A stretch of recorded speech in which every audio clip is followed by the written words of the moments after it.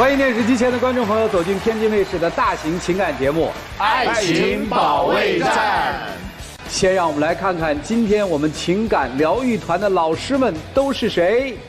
大家好，我是于波鸿。从爱情走进婚姻，爱情依然是婚姻的润滑剂。大家好，我是新唐米娜。愿有情人相爱容易，相处不难。认真倾听，真诚服务。大家好，我是赵川。大家好，我是曹鹤阳。情感生活遇烦恼，打开电视看爱宝。哎呦，好！大家好，我是你们的老朋友曲伟。想要被爱，放低姿态。接下来让我们请出今天的嘉宾朋友，有请。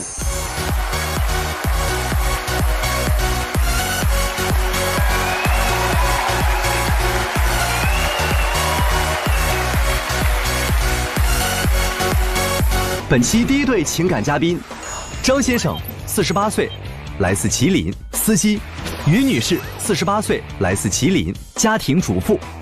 他们的感情遇到了什么难题呢？他平时大手大脚，爱花钱，他就是一个吸血鬼。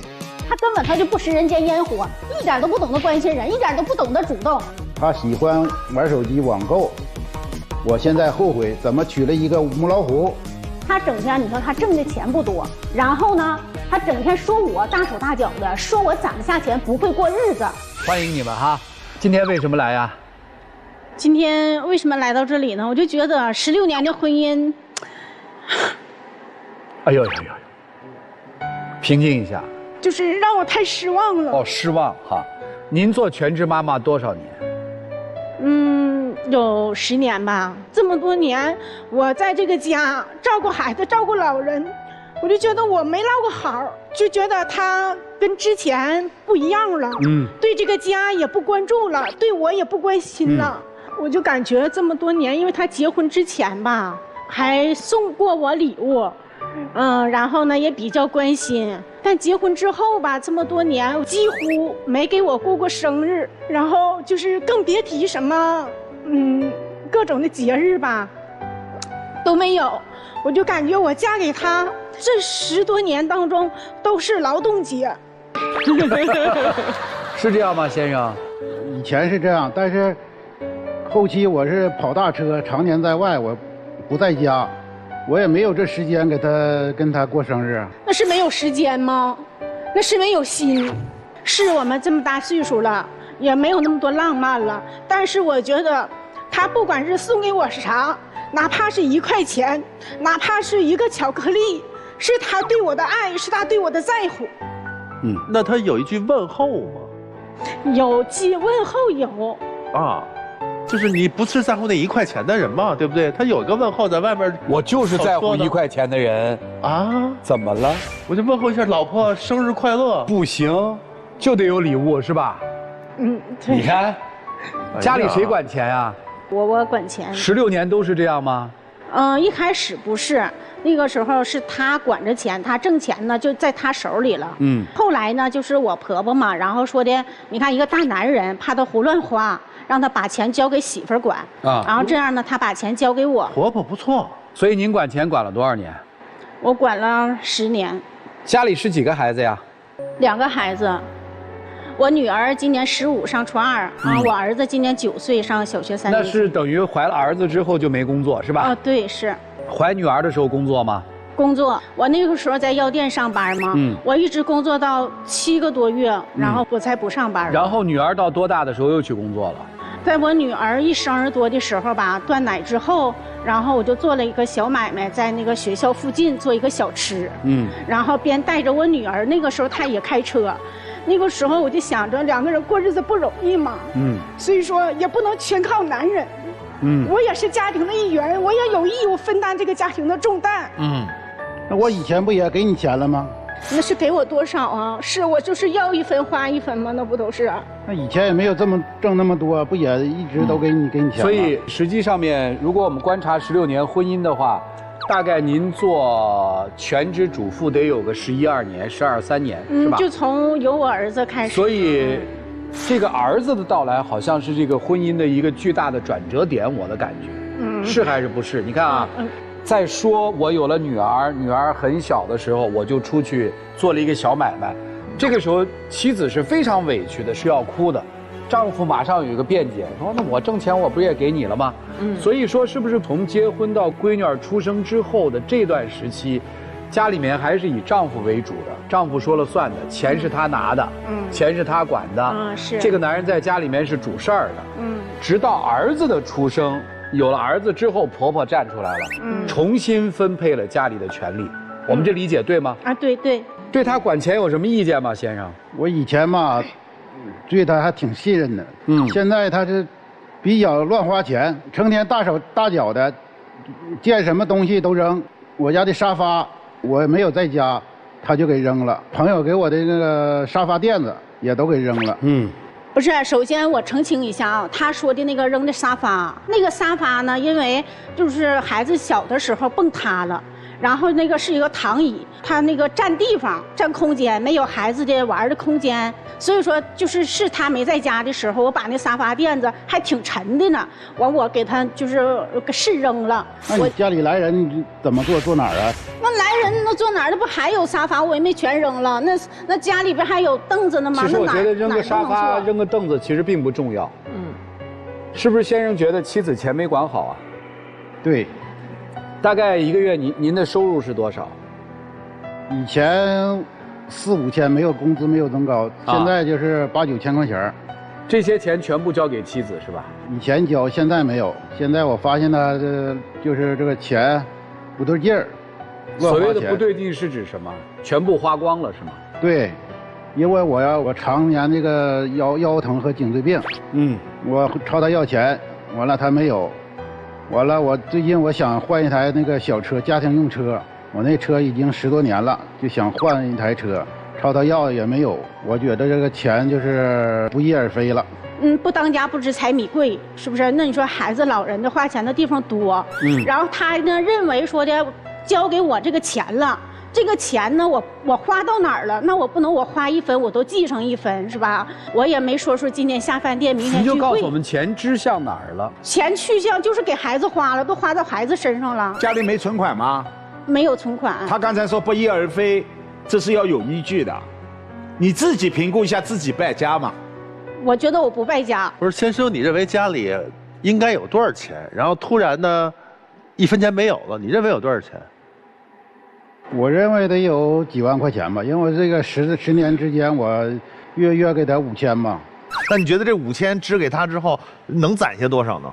起码1个月去了孩子补课，起码也得能攒下1000块钱吧。这2个孩子补课费就挺高的，是吧？是，因为我女儿这不是大一些嘛，然后她上高年级之后。那你说咱们家条件虽然是普通，但是呢不能跟别人比，但是我的孩子我也不能太差呀。不是，您说到这儿这么委屈是什么意思？怎么了，道理？我就是我老觉得您在欲言又止，然后一说就要哭，我们也不知道发生了什么。就是如果说提到孩子呢，我就觉得对我女儿更不公平。什么意思？因为我女儿这不是大了吗？需要她哪科不好，我针对的给她补一补。然后呢，再让孩子学个特长什么的，以后呢，这不是选择面广一些吗？他认为说女孩子10几个字就行了，用不着学那么多东西，也用不着补课。给女儿花钱吧，他就认为没必要。我没说给女儿花钱没必要，但是我认为就是姑娘现在学习挺好的，补这些课吧根本就没有用。你像我们家邻居，那个小孩初中都没毕业，人家自个儿就学的美容，现在又是。开了几年店，自己又有车又有房的，我觉得就是现在孩子就高中毕业就已经差不多。所以老公，你收回这个钱，不是说他瞎花了，而是你不同意他花的这个钱流走的去向，是还是不是？是，对，这账一对就能对上嘛。找了一个理由，不会理财，然后收回了这个钱，其实你就不同意他支配钱的权利嘛。对。现在我们听明白了，第一个是。有重男轻女的这个思想在这个里面，所以婚姻是分了2段，有儿子和没儿子，对吧？第二个就是随着女儿的这个长大，父亲觉得女儿不用投资那么多了，因此在这个家庭的开支方向上面出现了分歧。对，您还有什么委屈？去年的时候吧，我婆婆这不是生病了嘛，就是中风，有点偏瘫，然后半个身子也不好使，然后这不是需要我照顾，有时候一开始吃饭吃不了，我得喂着。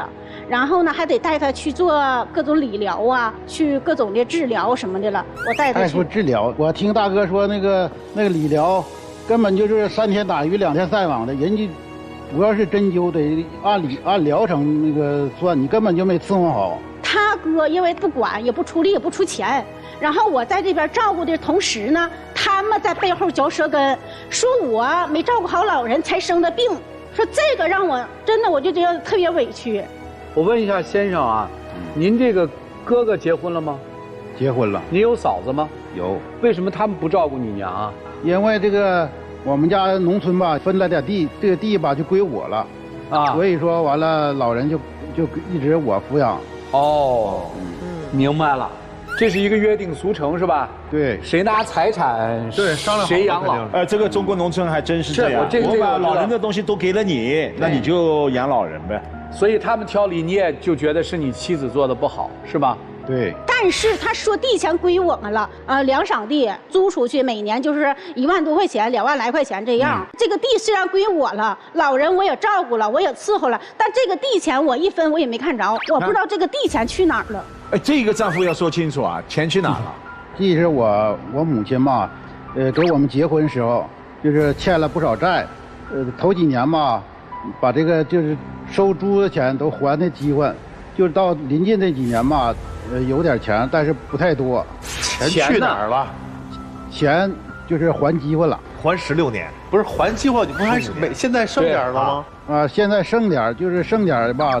头几天我大哥就是装房子，上我这儿借2万块钱，完了我就答应了，就给他拿2万。你老婆答应了吗？我跟他说干没有用啊，因为这是我们哥俩的事儿，跟他没有关系啊。这是没关系，他是你妻子啊。不对啊，这是你们家里的钱，不是照顾老母亲，不是你哥俩的事儿。这你的钱是你俩的事儿，什么逻辑？这个就是一家人绑着欺负人家一个外来的媳妇儿嘛。对呀，你看是有这感觉吗？对，我就认为啥，在家里边什么不好的事儿都是我，好事儿轮不到我。那家里边这个地钱是不是我们两个过日子呢？我是不是有这个知情权吧？我应该知道这个地钱去哪儿了。然后我一问他呢，我问他好多次，他说你就别管了啊，这个地钱呢，反正是不能给你，因为老人岁数大了，要留点过河钱儿。今天在这儿说出来了，他要不说出来，我不知道是借给他哥了，那是借给你哥了，还是给他了呢？再说人家也没说不给，再说人有钱的时候再给你还不行？不，你这是第一次知道。对，我第一次知道啊，我今天不上这儿来，这些事我不知道。你刚才说你哥是有钱就还给你，那没钱就没了吧？我就觉得这跟你过日子，合着这不是跟我分心眼儿吗？对，我再问一个问题，你哥结婚的时候，你妈给出钱了吗？你给拿了，那这事儿不对啊。你哥结婚的时候，你妈给拿钱了，那你哥不就应该照顾你妈吗？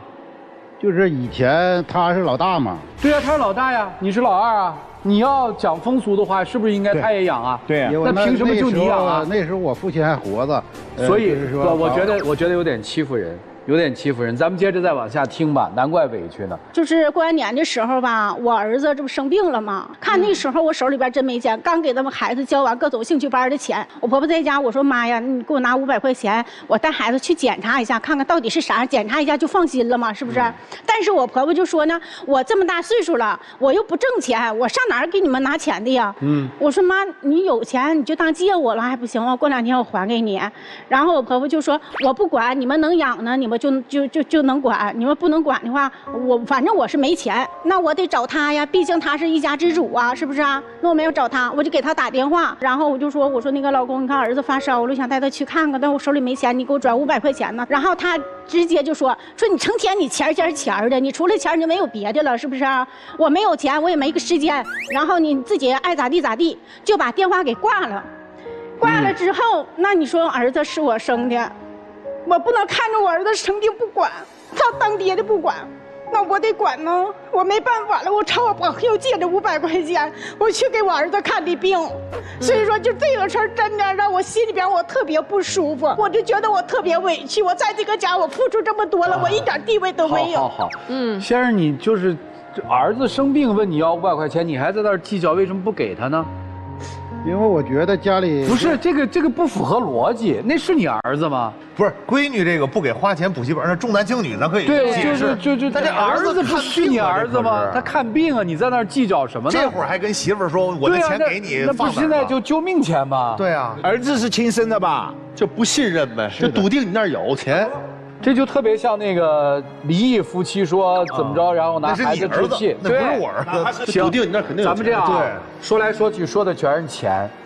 咱们谈一谈你们俩之间的感情，现在的感情好吗？还有感情吗？我们2个说感情没有感情了，顶多算是一份亲情吧。有的时候我也有生病的时候，我也有难过的时候。但是我生病的时候，我跟他说了之后，虽然他不在家，但是他连一句安慰的话都没有。他不安慰你，那他安慰别人吗？比如说他母亲生病了，他会很担心，他就对我就不够关心。我觉得他是跑长途的是吧？对，跑长途。你知道那个长途的大车司机其实挺辛苦的吗？是。他是1个人跑2个人跑啊？2个人跑啊！以前是1个人跑，现在呢，他说他累了，身体受不了了，然后呢，他又雇了一个司机啊。但是在我来说，他不正常啊。为啥呀？为啥？难道是女的？对，就是一个女，他雇了一个女司机。女司机2个人，星夜兼程，日夜开车。你雇个那男司机有都是，你为啥要雇个女司机呀？我这不是这段这个腰疼吗？我家那个村里的有一个我哥们儿挺好的，都一起跑车的。跑车呢，他就出事了呢，这个他媳妇儿就领俩孩子，挺不容易的。完了有一回他给我打电话，说呢，大哥不行，我上你车吧。你们听到了吧？别人的妻子他能能理解人家不容易，那我这么多年我咋没在你嘴里没听到一句我在家里不容易呢？你还说我？那我平常给你打电话你也不接，打视频你不接，那你干啥呢？一天呢？我干啥呢？我忙着呢呗。那没接电话又能代表啥呢？那你过后就要跟我说一声啊。那谁知道你外边你是不是外边有人了？哟，不是刚才在问先生你雇女司机的事儿，你怎么反而说他外头有人了？所以这位大哥哈，就是您妻子外头有没有人我们不知道，但是您驾驶舱里一定还有个女人，所以您讲讲呗，您和那位女司机之间是不谈钱只谈感情吗？刚刚你说你老婆一打电话过去只谈钱不谈感情啊？有对比吗？我最好的一个哥们儿，最好的哥们儿的老婆凭什么有资格能够做大车司机？他是技术相当过硬吗？你就能这么轻易的把自个儿的命都愿意交给这个人吗？他以前跑过车，他有证，我用他能便宜些。他爱干净，非常正，不是说乱七八糟的人。您担不担心这个非常正的女司机有一天移情到您这儿呢？自己家里头比如缺个主心骨啊，然后您这一个好心人跟她日久生情呢？担不担心呢？那我倒没考虑这个。你如果这个没考虑，我是上过大车区体验采访过的。大车的车厢你是明白的，一个开一个休息，一个开一个休息。男女之间，我看到过的除了夫妻，还真没有男女搭伙的。为什么呢？真不方便。一个在前面开，后排呢就是睡觉的。如果天一热，衣服都是个问题呀。那现在我就问你，就是不用那个女司机行不行？我看见她我不舒服。你在家在外边开车，我在家真的，我会胡思乱想。可以不用，但是你要雇男的的话，那费用肯定也高啊。高个几块钱应该的，他买个安全感，你也买个心安理得。你现在要求他辞退这个女司机，他对你有什么措施吗？他在我们家安了一个摄像头。他说的让我不管干啥都得在他那个眼皮底下24小时看着。所以这个钱说不清楚，对吧？对。这个伺候娘的事儿，一碗水也端不平了。然后彼此之间还不信任，又重男轻女，在育儿上面也是有冲突的。那你们俩这日子过啥呀？所以今天你想来干嘛呀？我就觉得，我不过吧，我还怕我那一双儿女没有一个完整的家。我过呢，我又不知道我怎么去过，我怎么去经营这个婚姻了，所以说我很迷茫。迷茫的意思是来问策的是吧？应该怎么办是吧？对。婆婆现在身体怎么样啊？婆婆身体不好，然后这不是在1周之前吧，又检查出来肺子上呢有个结节，但是医生建议呢说的得及时需要做手术，先交2万块钱押金。我找他给他打电话，然后他说那交就交呗，我说交就交呗，那我这没钱呢，我不得找你吗？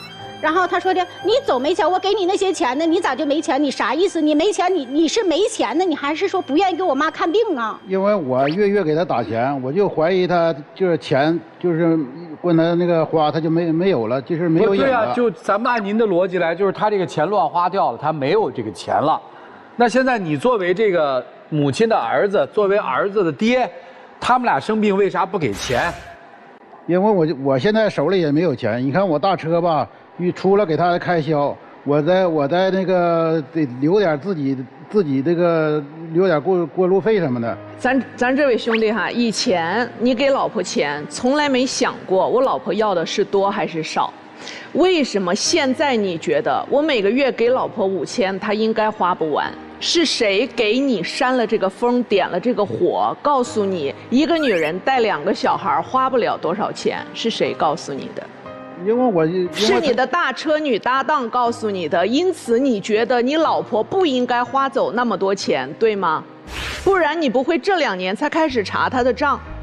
对，是以前他没对我说查过账啊，你都干啥花了。这2年吧，我就觉得他每次都问你干啥花。我说那2口过日子干啥花，我还得给你记个流水账吗？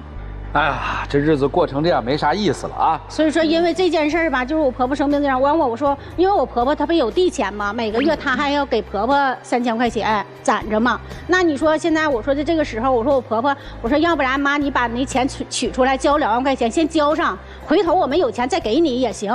然后呢，但是呢，他就是不行，因为今天为什么能导致我们今天能站在这里呢？就因为他说我不想给婆婆看病，我们2个就是大吵了一架，而且呢，他竟然因为这件事要对我动手，把家里边的东西也砸了，就说这个日子就有你这个败家子儿啊，这个日子过不了了，没法过了，要不然就离。那我说离就离呗，他说离。那你就得净身出户，这个家啥都不是你的，孩子也不给你，也不让我看。但是那我说我在这个家我也付出了，如果说我没有我在个家照顾孩子照顾老人，你能安心在外边工作吗？那你挣的钱是不是也有我的一部分呢？这房子是我花钱买的，另外我还还贷款，凭啥给你呀？哎，我问几个问题好吧？我现在才全听明白。对。男的现在就不想跟他过了，对，就想让你净身出户嘛，对，是不是这意思啊？你是不是想跟他离婚啊？你直接说嘛，是还是不是嘛？不是，啊？你确定哈？你确定不是哈？好，现在到算账时间了。对，这2晌地到底值多少钱啊？我听来听去，这2晌地值个100万的，真的，我算一下账好不好？因为有这2晌地在我们的手里，所以我先生每个月要给我婆婆3000块钱，没错吧？说的对。这1年下来就是3万6。按您的说法，2晌地的收入1年是1万5，1.5到2万，他刚才对吧？对，咱就综合到1万8，好，对吧？那也就是说，每年光这2晌地，先生就扣了18000块钱的私房钱给他妈，是还是不是？请回答。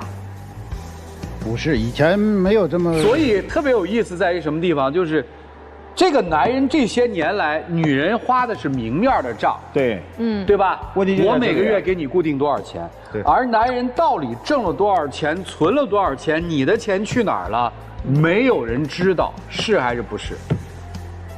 你那是一本良心账，他那是一本不少你认为的糊涂账。那我现在要问了。儿子是亲儿子吗？妈是亲妈吗？妈看病的钱去哪儿了？好，妈看病是大钱，我拿不出来。儿子看病的500块钱你拿不出来吗？现在想问的就是，您挣的那些钱去哪儿了？对，这个你要说明白呀。说得明白吗？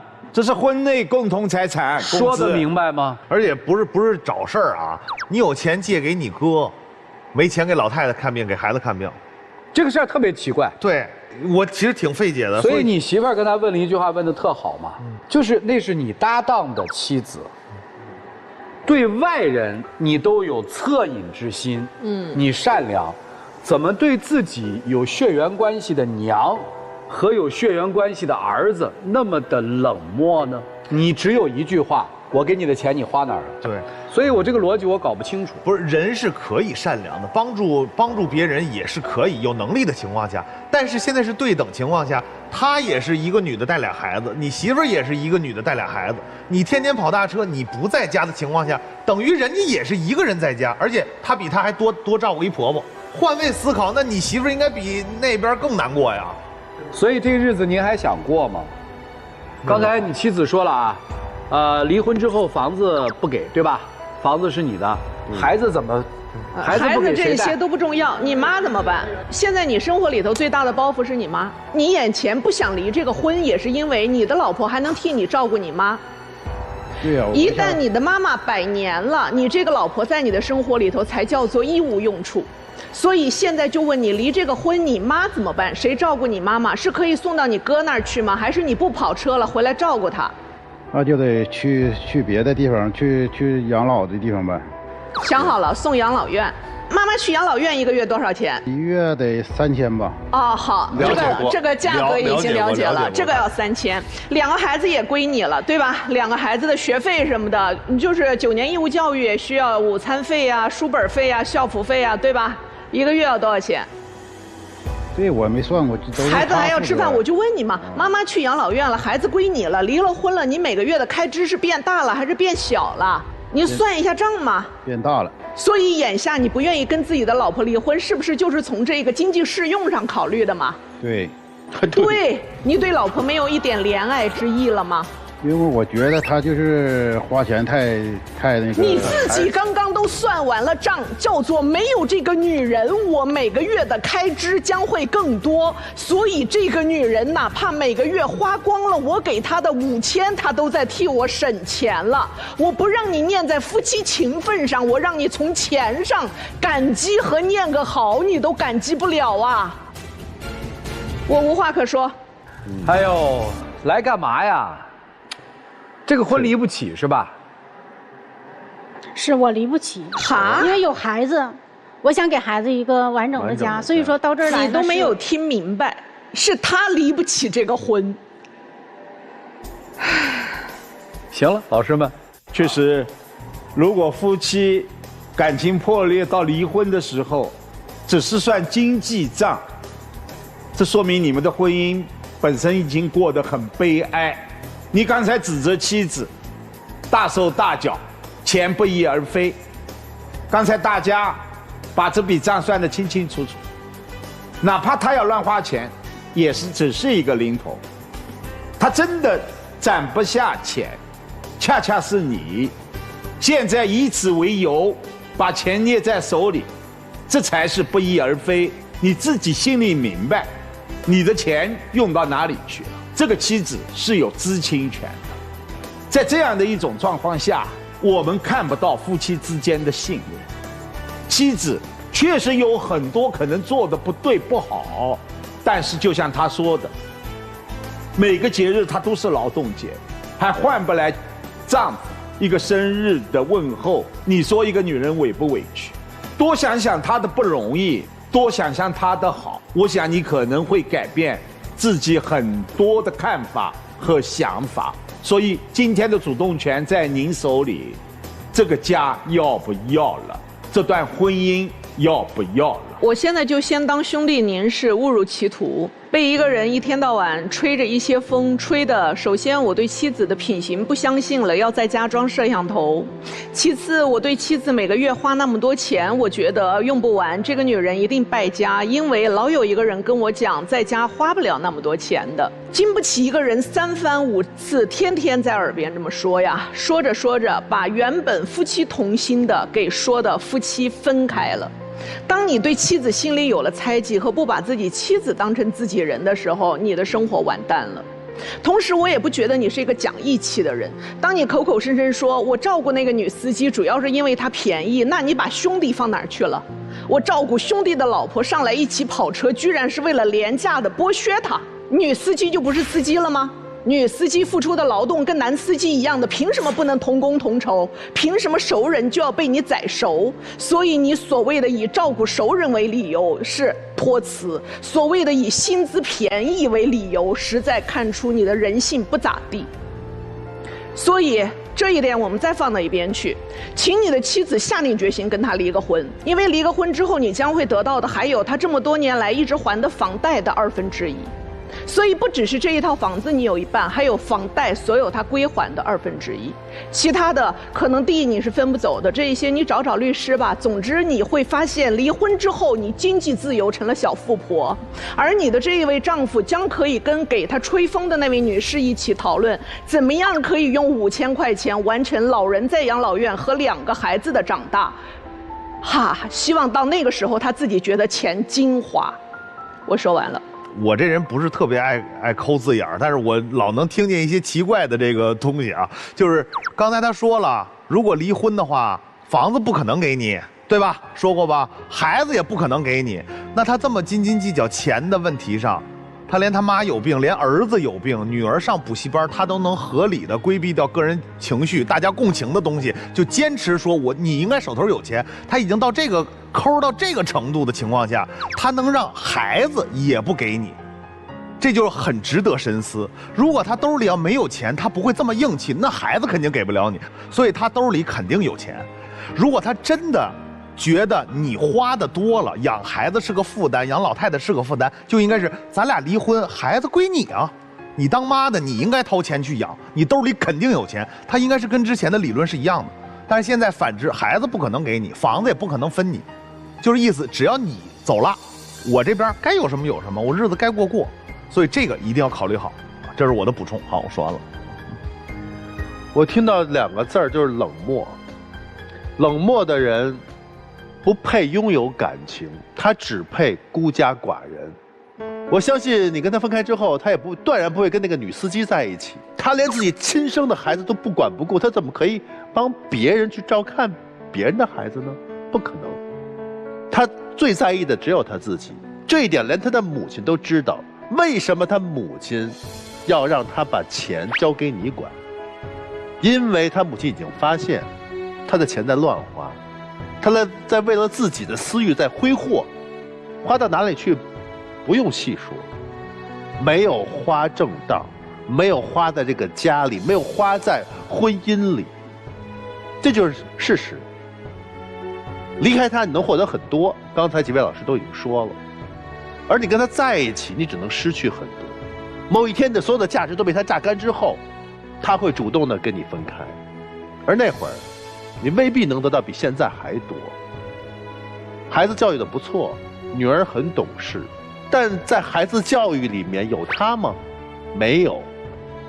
如果让儿子知道自己生病的时候父亲是如此之冷漠，如果让女儿知道当他的父亲对他的母亲如此之绝情的时候，请问这对女儿和儿子的成长有好处吗？尽早做决定吧，离开。张先生还想过吗？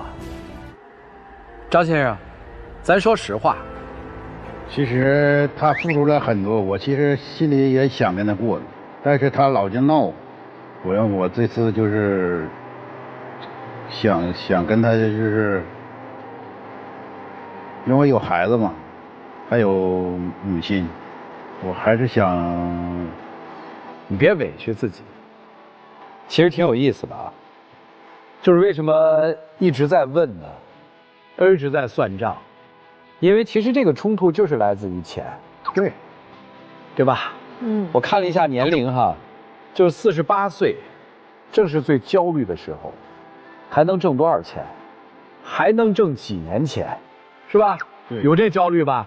这个时候为什么会倒算啊？就是大家就有一些老师认为说是因为那个女司机，我相信只是一个层面的原因，还有另外一个层面的原因是现在的钱没有以前那么好挣，岁数一天一天的增大，对，这个时候倒回去想，哎呀，我那个时候多攒点钱就好了，是吧，老张？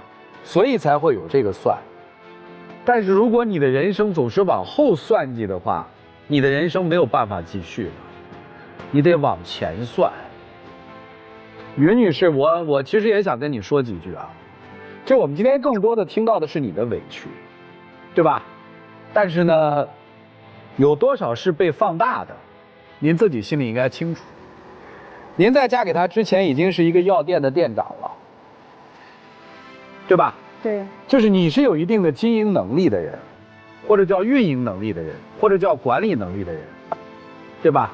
这16年到底发生了什么样的变化，让你现在连离个婚你都敢说我离不起？李娜老师刚才帮你算了，其实那要离的话，离不起的应该是那个先生，而不是你。对啊，对吧？我们从正常人的思维来说，他跑车也不是1-2年了，他也不会因为说某一个人说一句话就在家里装一个摄像头，那是有什么值得你去反思的呢？婚姻当中，没有一个人是无辜的，就是一段婚姻走到了这种状态，没有一个人是无辜的，都是他的错吗？真的都是他的错吗？冷静去想，去琢磨，然后最后再去做选择。你们可以听听年轻人们的故事。谢谢两位，来，请坐，请坐。我们有请年轻的小朋友来。本期第2对情感嘉宾，小徐19岁，来自内蒙古，自由职业；小徐20岁，来自湖北，学生。他们遇到了什么样的情感困惑呢？我女朋友就像断了线的风筝一样，始终让人琢磨不透。我男朋友是一个控制狂，每天每时每刻都在监督着我。他和陌生男人毫无边界感，多次提醒也意识不到自己的问题。他的这种占有欲让我既喜欢又厌恶，我都怀疑自己是不是一个受虐狂。自由职业是啥职业？一般看情况什么都做，兼职。哦，学历是什么？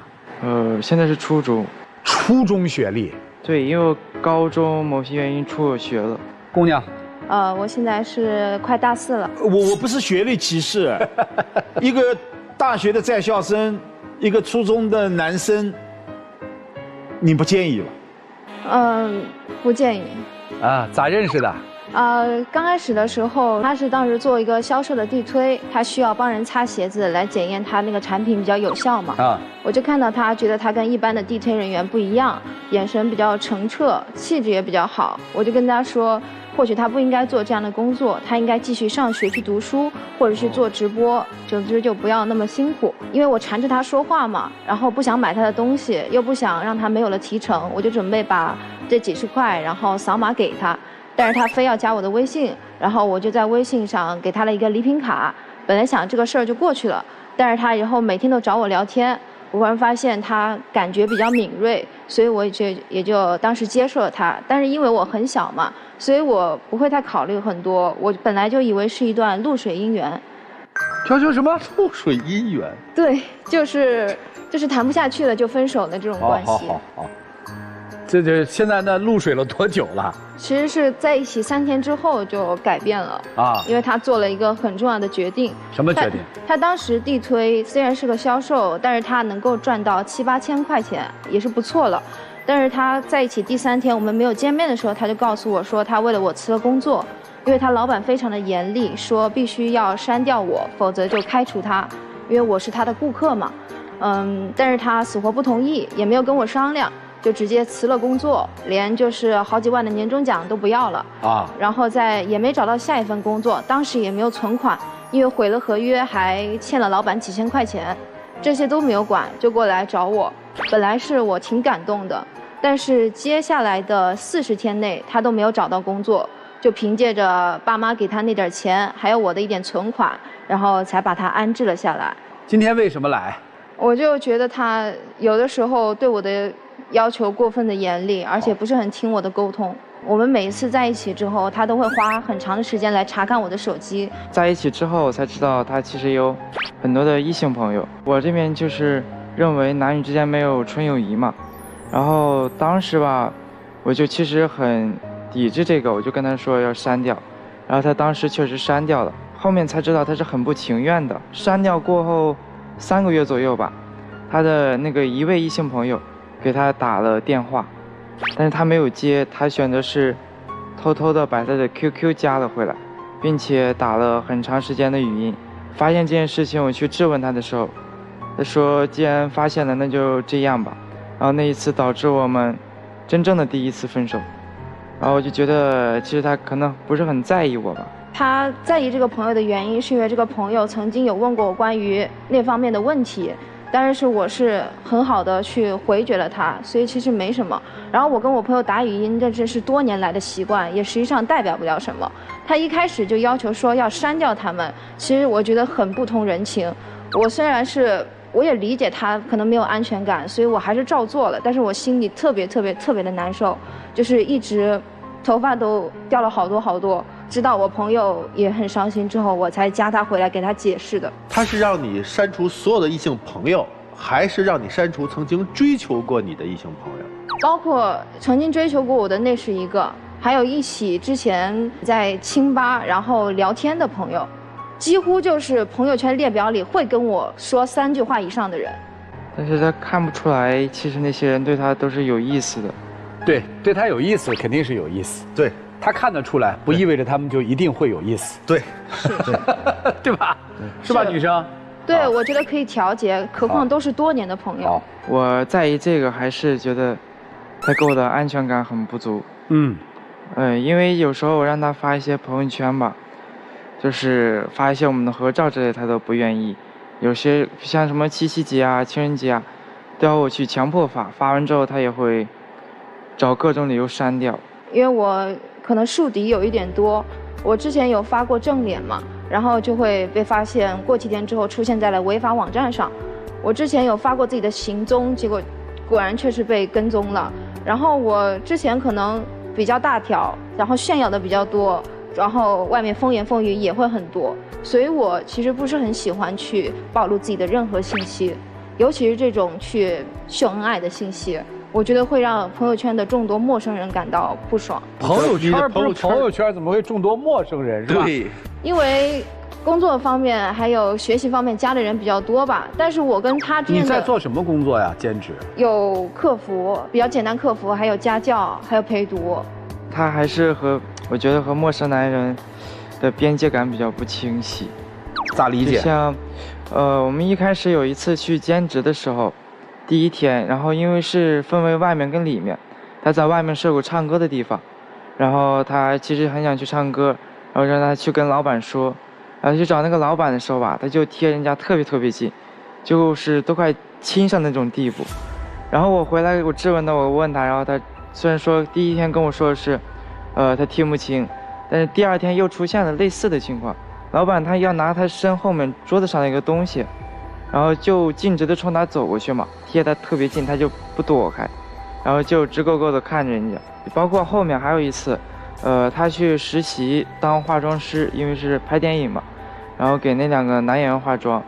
其实他正常的接触给人家铺粉底什么之类的，我都不是很在意，但是就在意的是坐在他旁边那么近，就也是贴上了。然后男演员那个方面，因为我跟另外一个男演员也是这样化妆的，但他当时没看到。他在意那个男演员，是因为他觉得那个男演员长得很好看，所以他就是把他就当成了假想敌。实际上我做的是把那个粉底，然后站在男演员手上，然后因为他手是要这样放的，我希望他这样放手背，所以我就把他手给掰过来了。包括他的脸，有的时候。因为那个环境很嘈杂，我就直接把他脸扭过来这样化妆。他说是这么说，可是他之前也是异性缘非常的足，包括我们刚在一起的时候，他没有说自己谈过多少个，我是后面一个一个逼问，然后才发现他谈过了10个，都是在高1 1年的时候。多少19岁初中毕业以后就走上社会，已经谈了10个女朋友啊？对，就是他高1下的时候没有开始读书，但就是在整个高1的时候是10个，是吧？但包括网恋，也包括就是在一起几天之后就他甩了人家的这种，而且都是无缝衔接或者脚踩2只船。哇，他这个也不叫恋爱了吧？这就像瞎胡闹嘛。对对，他小事上保持得很好，跟我在一起之后，确实边界感强了很多。他要求我做到了，他自己也做到了。啊，可是就是在分手的时候，因为我们可以看出是两个世界的人。我们分手过好多次。哦，为啥？然后都是我提的，因为我就觉得他丝毫不理解我。他当时他是觉得很受伤，他就又去加了一些穿着暴露的女性的微信和联系方式。是说分手之后他就去加是吗？对对对，但是也没正常说分手，就是我讲话比较严厉。就说以后少见面这样子，他就会这么去做。我第一次发现，我就去问他说，然后他责怪我说，还不是因为你不够爱我，只要你够爱我的话，我怎么可能会做出这样的事情？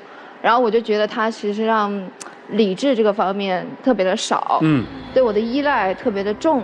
确实是分手之后，每次都是他甩我，然后就觉得挺难受的，就想去找一些人聊聊天之类的。就是反正在你的世界里你是不能寂寞的，对吧？不能独处，身边总得有一个人。女生今年大4了是吧？是。马上要毕业了，有什么规划吗？我的规划是想自己攒钱，然后再出国留学，读自己喜欢的专业。哦，家里面人支持吗？不支持，希望是考研保研。所以今天来是分手的是吧？也并不是，因为他。那是干嘛？你要出国，你去吗，小伙子？我是考虑。也是出国，提升一下自己的学历。在国内一起出国是吧？对，这些都是后话了，也可以这么说吧。那咱们就说前话吧。今天来的问题是啥？我们就想听听。就是他有时候管得比较严，因为异性这个方面的话，最后我还是把这个朋友加回来了，还是完满解决了。他后面也没有再多要求，主要就是因为他爱。全身上下的爱比较多，集中在我一个人身上的时候，有的时候会让我压力过载。我就希望他能把他的重心放在他的，就是弥补我和他之间的世俗差距上。对，但是他对我的依赖好像太重了。嗨，你就直接说让他好好学习，天天向上呗。对，要求什么文凭啊？那我说他不听啊。你就说要求什么文凭？我觉得这个看得过去的就行。看得过去是？本科吧就行了。你这么在意学历，首先你学历比他高，你是想你的男朋友或者你未来的老公跟你的朋友见面的时候说他是初中毕业，你觉得没有面子吗？也不是，我是觉得如果这样的话，我父母绝对不会接受他。啊，对，你肯定是因为有原因在意学历，你才想强调让他去考这个学历，对吧？是。但如果现在他也就这样了。就这个学历了，但是他每个月能月收入1万到2万，你还在意学历吗？我不在意。这个里面有个特别有意思的现象啊，看起来一个是受到了本科教育，一个只是初中教育，对吧？但是为什么就能燃起了爱的火花，并且还爱的这个不亦乐乎的啊？说明在认知在一个维度里，你没有比他高多少。你的认知也就是他现在一个初中毕业的一个认知，我没有对任何的学历有任何的歧视，我说的对吧？你所谓的控制，什么叫控制啊？那就是他的认知，他认为爱情就应该是他认为的那个样子。来吧，这年轻人怎么办啊？有时候确实，男生的恋爱脑一发作，他会比女生还要疯狂。当时男生就是恋爱脑发作。我辞掉已经有7、8千收入的工作，我为了这个女生，我宁愿选择这个女生，我也不要这一份工作。好，这一份恋爱脑感动了你，所以他们2个人走在一起，我认为是因为感动走在一起，而并不是感情走在一起。所以男生放弃任何的占有欲和控制欲都是徒劳的。你现在要做的是真真切切的去提升自己。所以我建议你争口气，自己去提升自己，然后再恋爱。你现在恕我直言还没有资格恋爱，因为女生会看不起你。谢谢。我是觉得女孩就是在玩一个养成游戏，在路边捡到了一个，就像是在游戏里头遇到了一个路人，哎，仿佛有潜力，我培养一下，看看我能通过自己的努力和他自己的潜力，能不能够把他培养成一个什么样的人。也有一定的自卑倾向，每次表白都失败，所以我会选一个自己爱我的，所以我会愿意去牺牲，但是我希望这个牺牲是短暂的，而不是没有尽头的。有的时候可能因为自个儿受过一些感情的挫折，所以想我换一个赛道吧，找一个安全的，这个环境也许不会让我受伤，并且也许他现在看上去弱，只是没有碰到一个合适的环境。如果我在旁边给他一点引领，就像我刚刚说的养成游戏一样，只要我用对了方法，也许他就是一块玉，他能够有一天散发出来他自己的光辉。可是你努力了一阵儿，你发现不行。这个其实就是认清自个儿的一个过程吧，你就应该振臂高飞，你就应该告诉他，我们俩确实不合适，努力过，尝试过，不合适，所以果断一点吧，不要再抱有任何期待，也更不要说什么他必须得提高什么这一些话了，因为他就是这个样子。而对于小男孩来讲，该为自己做点什么了。想证明自己真的是一个男子汉，想证明自己曾经活得还不错，想好给未来会成为你的前女友的这个女孩看的话，都请你分手之后老老实实的学技术，成为有学识的人。学历不重要，但能力真的很重要。趁着年轻分开试试吧。对，趁着为什么我说这个，就是你说我树敌太多呀，我之前很复杂怎么着，所以我不想把它晒到朋友圈里。这个根本就不是一个理由跟借口。反正我们可能因为相对年纪大一些啊，我一听这个借口就非常的敷衍。不是敷衍，因为我有发抖音，因为抖音上都是不认识的人，但是我就是不想发朋友圈。那你的朋友圈还存在它干嘛呢？你是在里边能获利吗？没有。你又不获利，你又觉得这帮人危险。然后你还不删，我还要存在这个朋友圈，我不明白，我这个是一个很大的问号。但是我不想深聊这件事情，每个人都有自己选择的东西，所以我说嘛，你们俩人适当的分开吧。你追求你的性感姐姐去，你追求你的社会朋友去，因为你们的眼界是不同的。虽然我这话很难听，但是没准兜兜转转，保不齐后来俩人还能在一块儿嘛，对吧？我说完了，徐总，也许世俗，你刚才用到的词哈，越反对你们或越不看好你们。你们可能越会在一起，因为我觉得你们俩特别像，你们俩是一类人，你们俩都缺乏安全感，都缺乏自信，因为不安全，因为不自信，所以敏感，甚至于觉得很多人都会针对我。一个有力量的人，无论男女，是不会担心别人对我怎么样，轻易对我怎么样，也会有一个适度的一个社交距离，我不会让你靠近我。女生啊，你一直跟她说感情你们是有链接的，的确有，因为你可以帮她，你觉得我的出现对你可能是一种救赎，我是你的导师，你在付出的时候你会有非常开心，因为你能在她身上体现到你的价值。男生为了和女生在一起，放弃了对你非常重要的工作，对吧？你是一种全身心的投入，不考虑后果，因为你感觉到在她身边你能够踏实，所以你们俩在一起。但是你们俩可能看不了更远，因为你们之间势必要会发生很多的冲突。但如果你们过于的靠近，你们会彼此把对方往下拉。所以说不要这么紧密的，你们可以分离一段时间，甚至于我倒建议女生可以出国，然后经历过一段异地恋，再看你们的感情真是你们想的那样成熟，经得起考验吗？好吗？就这样。看起来毫无相关哈，一个结婚16年，一双儿女，年纪轻轻很小，共性特别的大，就是在这两段关系里面，其实我们都看到了一些东西。拧巴在什么？我的需求是否得到满足？你们有想过给对方什么了吗？全是在要。女生你要什么呀？要爱，还有一定的空间。什么是爱呀？理解我，尊重我。这怎么就理解你了呀？没法理解。我能保证自己的安全，就不需要他来管。我有病啊！我管你。对，因为我们俩之间有关系，所以我是关心你，这就叫拧巴。打一电话，相爱的人是他关心我来问我了，不爱的人是怎么又查岗，又管我，监控我，跟那不是一样的吗？所以自私和拧巴就摆在了这2段情感关系里面，你们没有什么好说的。太对了，分手是一定的，只是什么时候分，对，以什么样的方式分，什么时候你们俩之间那个吸引彼此那个荷尔蒙耗尽了，就是你们俩的分手之日。现在可能还有一点，那就接着去耗。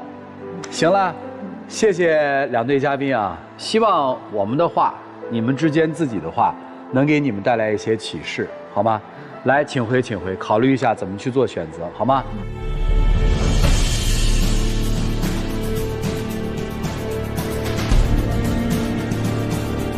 来吧，预测一下这对夫妻。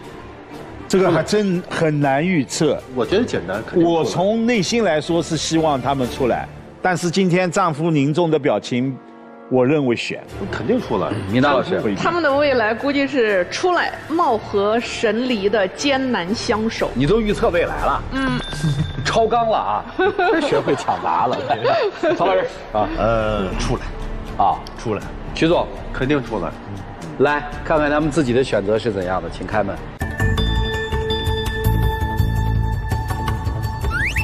哟，很棒啊，没输。没有呀，我对了呀。哎呦，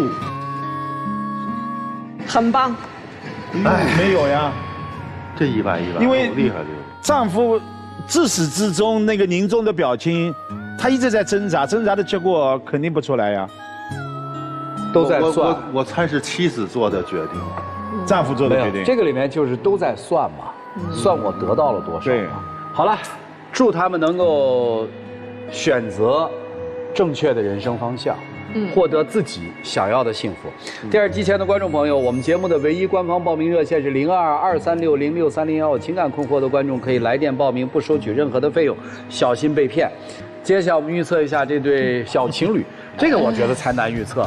对，我认为这一对同样是疗愈不了的，所以明白一点，今天就不出来了。即便今天出来，明天也要回去。你别两头堵，说一个，不出来，不出来。出来，他们将会有漫长的告别，但不在今天。什么？出来啊！出来！你们应该说不出来，他就能出来；你们说出来，他有可能就不出来。年轻人愿意较劲，又只有我一个说不出来。对，来，看看他们自己的选择是怎样的，请看。真不出来，你说。你看，没有。你看，出来了，漫长的告别不在今天。继续纠结。拥抱一下，来，见证一下他们的浪漫时刻。多抱一会儿。这4个字儿，年轻真好，容错空间大。对。来，请回。好了，感谢各位收看了又一期的《爱情保卫战》，我们下期节目再见，谢谢大家。